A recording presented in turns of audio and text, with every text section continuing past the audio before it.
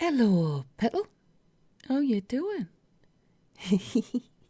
Firstly, before any other business, huge apologies for yesterday. Oh my goodness. If it was not one thing, it was another. So it wasn't even a case of third time look. Well, it'll be third time lucky today, I hope. That's it. So, a little bit of an admission. I'd not slept.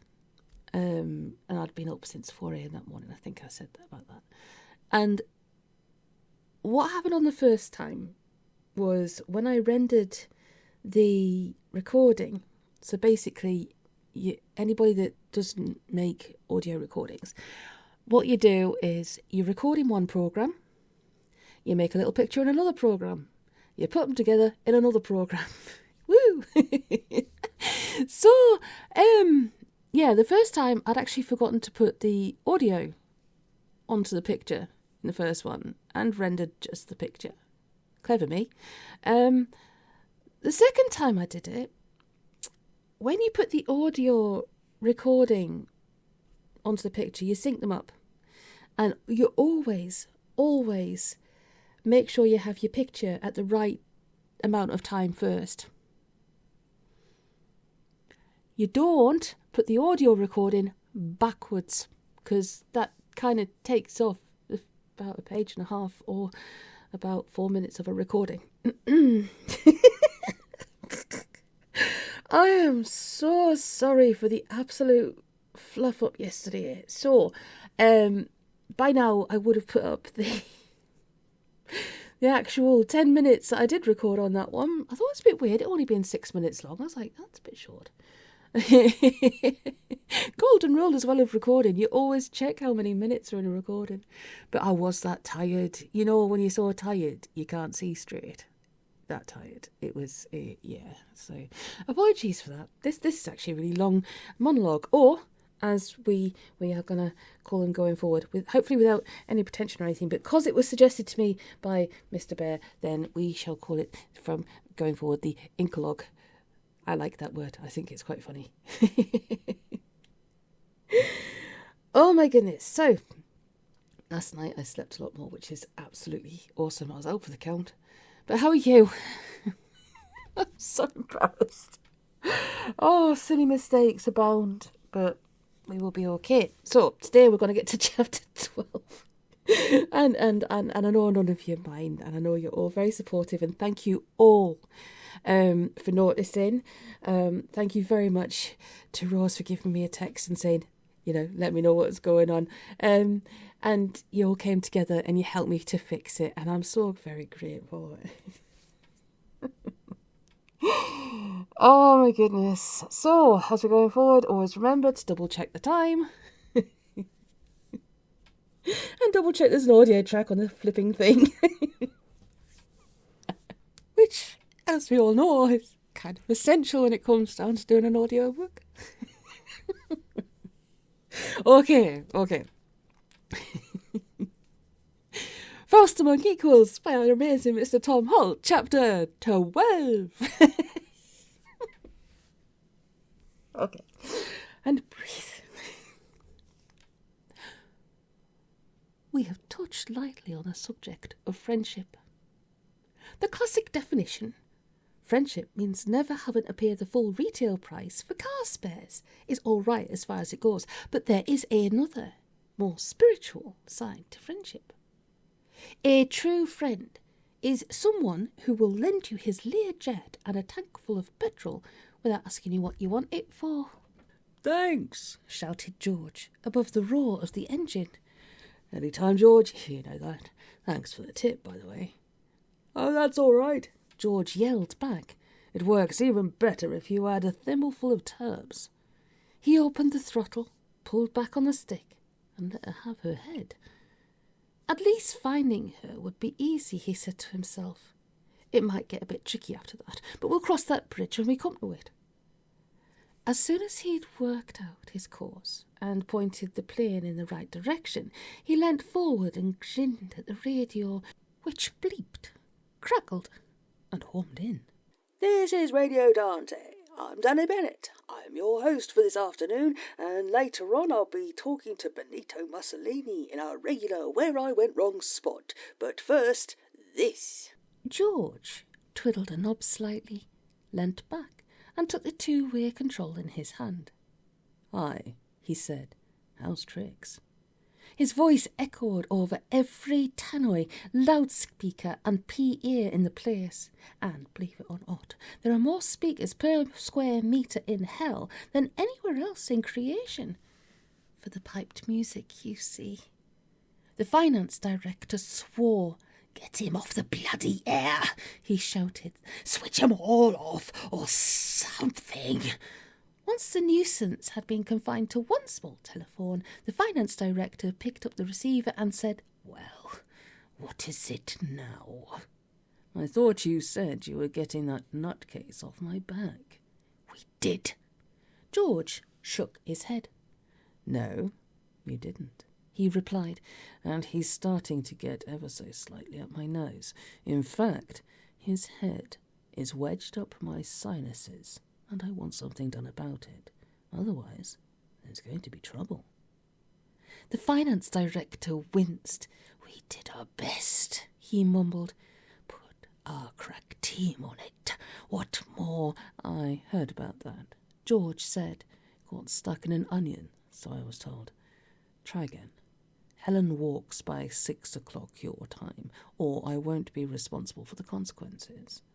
He paused, and the finance director could just picture the nasty little grin flitting across his face. "Well, actually, I will be responsible for the whole lot of them, so think on. Over and out." Before the finance director could reply, the line went dead, and almost immediately every speaker in the 9 rings started to play Chicago until the chief technician pulled out all the wires. The head of security held up both hands. "I can do," he said. "If I ask those lads to go back out there again, I'll be going home tonight in a plastic bag. Can't you buy 'em off?" "Lundqvist," the finance director considered. "Nah," he said. "Not this time. Anyway, even if I could, I don't know where he is. He's not answering his car phone, and his bleepers switched off. We'll just have to let George do his worst, and then blame it on someone else." The head of security frowned. "Oh." "I don't know," replied the finance director. "The CIA, the nuclear power people, the milk marketing—" "Which reminds me—" "Anyway," continued the finance director, "we'll just have to do the best we can. I wish I'd never started this whole perishing thing now," he added. The head of security shrugged his shoulders. "Maybe we're worrying too much," he said. "I mean, when it comes right down to it, he can't do anything too terrible, can he?" There's a time differential between hell and the rest of the cosmos, naturally. In hell, however, time is told not in hours and minutes, but episodes, such as 4:30 on a Sunday afternoon when there's nothing on the television except the Olympics, or 3 minutes after the bar you've just walked into closes. 1 minute past 6 in infernal meantime is, therefore, the split second between the moment when you've just let go of the china ornament that's been in your employer's family since 1868 and the point in time when it hits the line, or... To match this up with Greenwich, you multiply by 4, divide by 6, and forget to turn off the gas before leaving for a fortnight's holiday. And that was the precise moment when... "Brilliant," said the finance director between gritted fangs. "You've got to hand it to him for sheer, brilliant simplicity." "The switchboard," reported the marketing director, "has just overloaded." "Oh, good. Now perhaps we can hear ourselves think." In the clouds above New South Wales, Lucky George felt a tug on one of the tendrils of his mind. He smiled, and 400,000 miles of fused fibre optic cable running through the centre of the earth took on a whole new lease of life. "Malcolm!" The finance director waved a hand vaguely at the duty officer. "Get that for me, will you?" He turned to his fellow directors. "Let's go down to the executive lavatory for a bit. There's no phones there. Basically, he went on, when the meeting had reconvened, the situation is that, thanks to Lucky George and his magic bloody wand, the entire human race have all gone on holiday at precisely the same moment. He paused and tried to take a sip from his glass of water, the meniscus of which danced like a formation flamenco team. This has, of course, produced complete and utter havoc in every country in the world except France, where they're used to it. The tailbacks on all major roads leading to airports and coastal resorts are causing a critical mass which is threatening to send the whole works shooting off into another dimension, and the price of a pair of Bermuda shorts has now risen to approximately twice the gross national product of the United States. Now, what are we going to do about it? He looked up. The room was empty. "Come back!" he roared and flung open the door. He was just in time to see the production director and the marketing director in bathing trunks heading for the car park with a plastic bucket and spade and a large rubber ball. And there it was, plain as the proverbial pikestaff. A 3-mile tailback of articulated lorries in the middle of the Australian outback. It is fairly safe to say, is probably a symptom of something, apart, that is, from roadworks. George peered down from the cockpit of the Lear, grinned, and circled away. His second pass over the traffic jam, a few 100 feet lower, simply confirmed his diagnosis. He read the names on the sides of the lorries, and that was enough.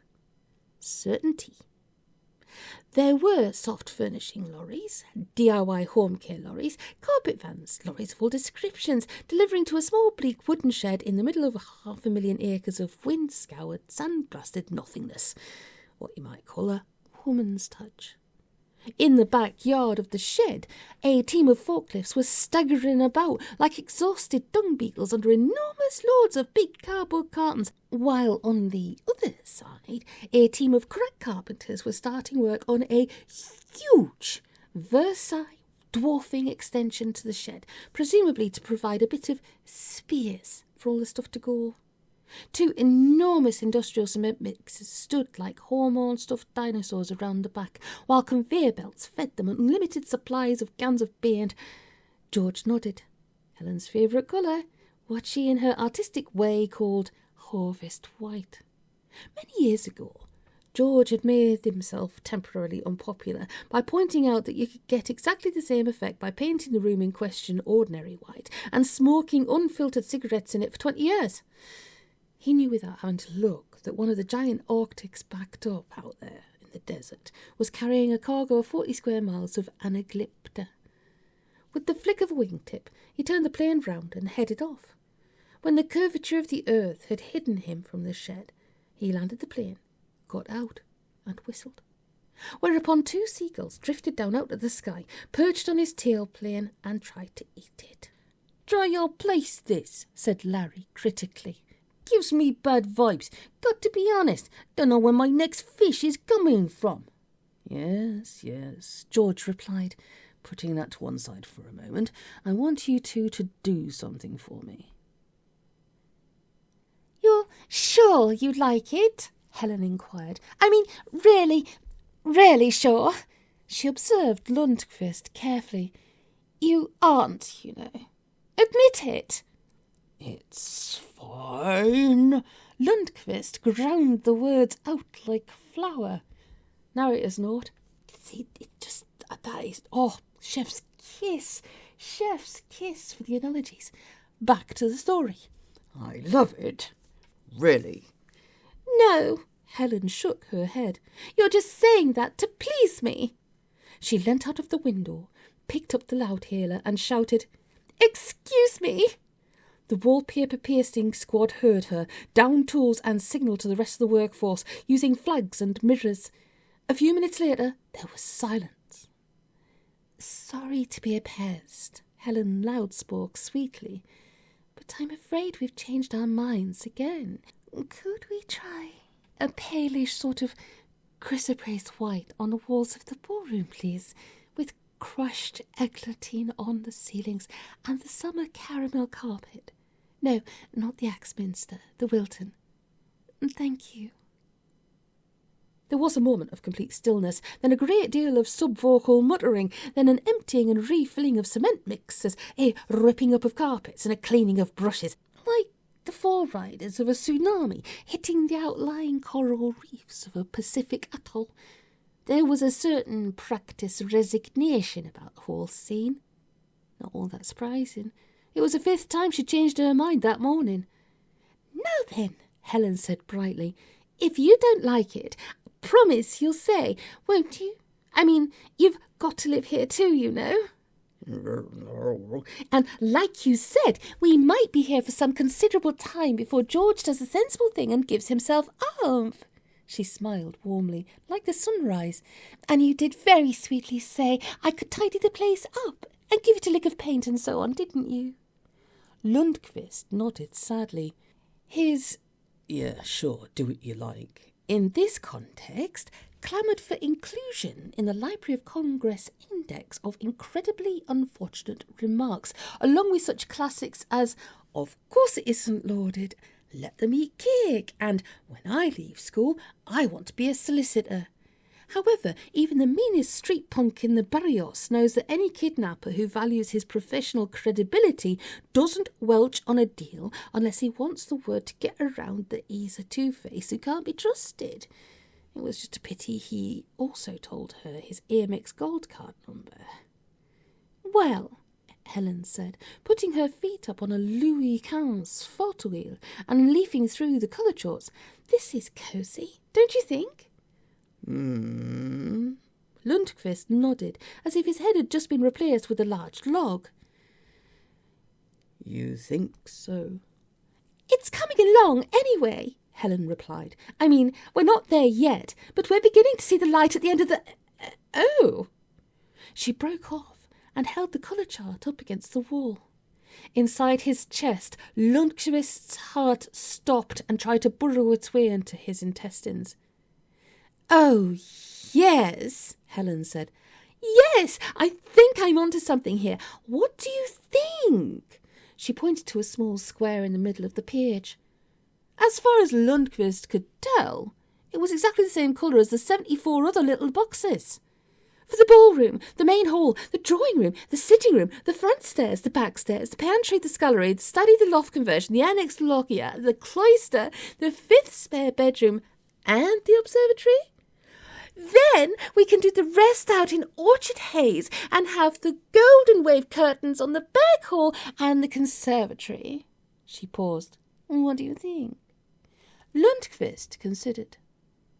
It took him a long time. "I think," he said, "it would be very easy to escape from here right now. Very easy indeed." Helen raised an eyebrow. "Oh, no," she said. "I wouldn't dream of trying to escape. After all," she added mercilessly, "you told me not to." Lundqvist scowled. "You don't want to take any notice of all that," he said. "That's just bluster. I mean, all you'd have to do," he went on, pouring out a cup of coffee and passing it across the table to her, "is say, throw a cup of coffee in my face, run across that door there, and the one that's convenient ajar right this very minute, and—" "Not really," Helen interrupted. "Oh, I think you'll find that you could." Helen shook her head. "Because," she explained, "in about 30 seconds, the men are going to take that door out and make a start on the French windows." "French windows? In a hideout?" "Absolutely," Helen replied. "Then I thought you'll be able to keep a good watch out to see if anyone comes up trying to rescue me. And if we put a couple of yards of old Venetian lace curtain across, I saw some in one of the catalogues. It's only $90 a metre. Then they couldn't see in. And of course, there's the locks." "Locks?" Helen nodded. "I told them. We want deadlocks and mortise locks on all the doors and windows. After all, security is the one thing you've got to have in a place like this, isn't it?" Lundqvist choked back a whimper with indeterminate success. Back in the 2nd millennium BC, when the Greeks besieged Troy, things had been a whole lot different. Carpets, for example. The most expensive carpet you could get back then was little more than rush matting with ideas above its station. Velvet curtains were still over 1,000 years in the future. Split-level grills and coordinated built-in kitchen units were nothing but a troubled oscillation in the subconscious mind of God. It had been, in other words, a very basic and primitive trial run, nothing more. "OK," Lundqvist said. "Sure, if I'm conscious it might be a bit tricky getting out of here, but if I was accidentally to slip on something and knock myself out—" He picked up a banana from the fruit bowl and unobtrusively started to peel it. "Unlikely," Helen replied with a smile. "That's why I insisted on wall-to-wall fitted carpets." Lundqvist abandoned the banana. "All right," he said. "Point taken. Something might land on my head, though. Had you thought of that?" Helen frowned. "Such as what?" "Well," Lundqvist said, looking around. "Say a big glass ashtray, like this one here, for example." He tested it in his hand for balance. "Knock a guy out cold with no trouble at all. Something like this." "Do you really think so?" Lundqvist grinned at her, threw the ashtray up in the air and ducked under it. It landed on his head and broke cleanly in two.